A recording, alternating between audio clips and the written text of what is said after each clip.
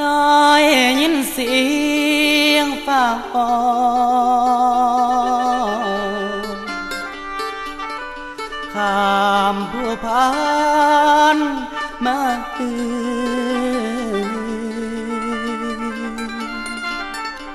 ฟังเสียงฝนสะอื้นฟังเสียงลมพัดโอปานเสียงโซ่ห้องสั่งแฟน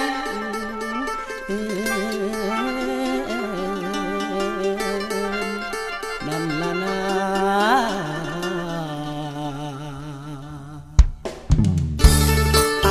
ฮัดอย่างนี้มันละมวนคักมวนเนตแต่ว่า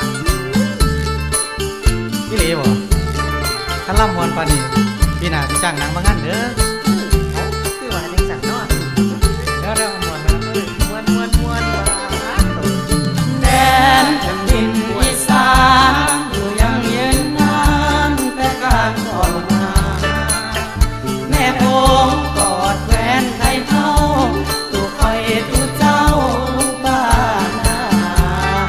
ลิ้นเดือนเหนืออันว่าเกลือเมืองใต้พึ่งพาอาศัยข้าวน้ำสามปลาข้าวน้ำสามปลาโอ้ยดีเนาะบ้านเฮาซอยกันอยู่ซอยกันกินดีคักดีคัก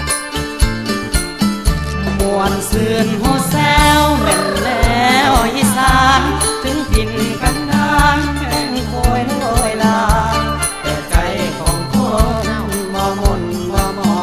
ตุ่มอายตุ่มนออีลึกลึกนาน้ำอกน้ำใจแก่ไปไหนมาตอนรับเหมือนว่าเป็นพี่น้องสุดแสนพี่น้องสุดแสน อ๋อไปเลยซอยไปนะแม่เนาะซอยนกคุมดีบินขวางปลายไผ่บินขวางปลายไผ่บินขวางปลายไผ่ จากเขาทิ้งใกล้ไหลมาบ่สูญคือสายน้ำมนบ่เคยเหือดแห้งน้ำชีน้ำเปล่าน้ำของน้ำเลยน้ำกำแม่เอ๋ยชุ่มเย็นทุกแห่งเสียงแคนเสียงซอดอ่อนอิงอ้อยอ้อยอิงซ้ำอ้อยฟังแล้วอีแหงดอกรูดอกจานบานเบ่งยวนเย้าดอกกาเล่าดอกกา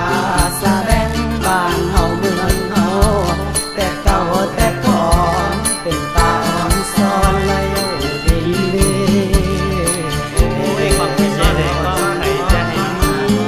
แต่มาวันนี้พุ่งจีบกันหลายข้าวของวัวควายบ่ได้ปล่อยจากแหล่งเป็นจังได้น้ออีพ่ออีแม่หากินรอแร่ขาดข้าวขาดแกงเสียงลำบ่แน่นเสียงแคนบ่หวานลำน้ำอีสานแห้งป่วยโรยแรงฟังเสียงเพลงนี้อยู่ดีมีแห้งเชิญบ้าน